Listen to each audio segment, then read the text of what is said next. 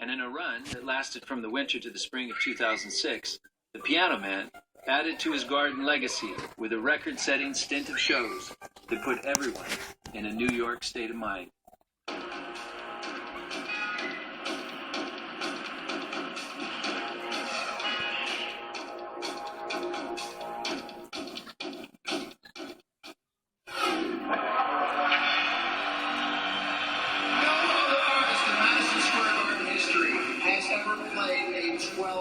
Sold out.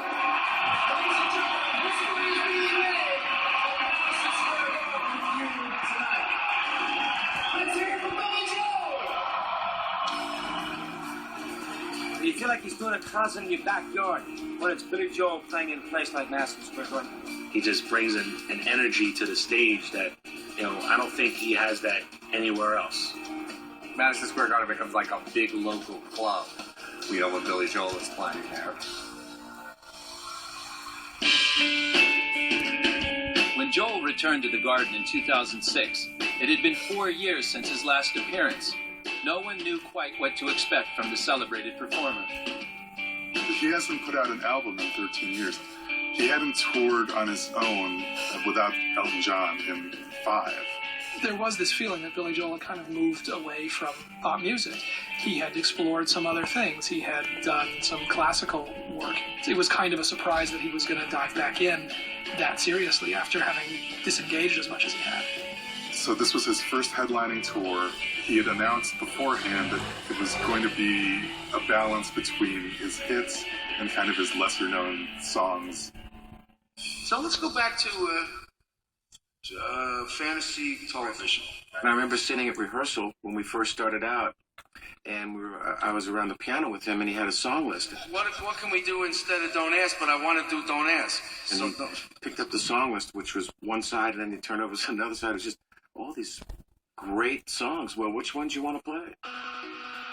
On January 23rd, 2006, Joel took the stage for the first night of what would become a record-breaking Garden run.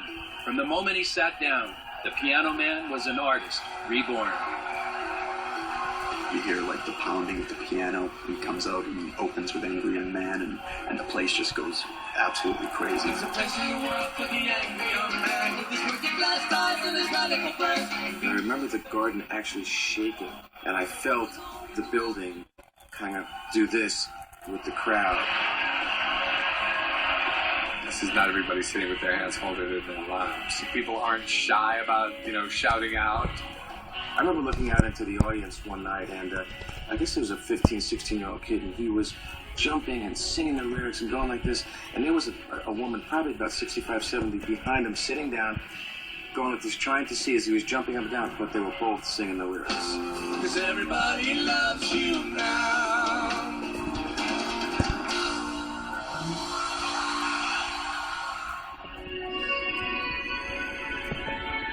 After those first few shows, a most extraordinary thing happened.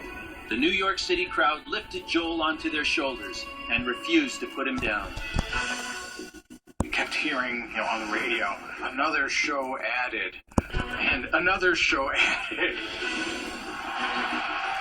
3 shows, and then there's a 4th, 5th, and 6th, and you're like, wow. And then you think that's going to be it. And then there's a 7th, and an 8th, and a 9th, and you don't know when it's going to top out. And all of a sudden, we're dancing with Bruce Springsteen's Madison Square Garden record. And they just kept adding shows. It became 11 and 12, and I'll tell you, I wasn't surprised that the 12 sold-out nights happened. I think he could do, honestly, 25 or 30.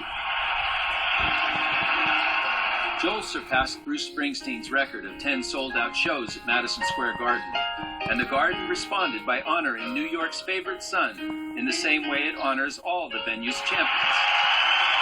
Following this milestone, Madison Square Garden for the very first time is going to send to the rafters the name of an entertainer.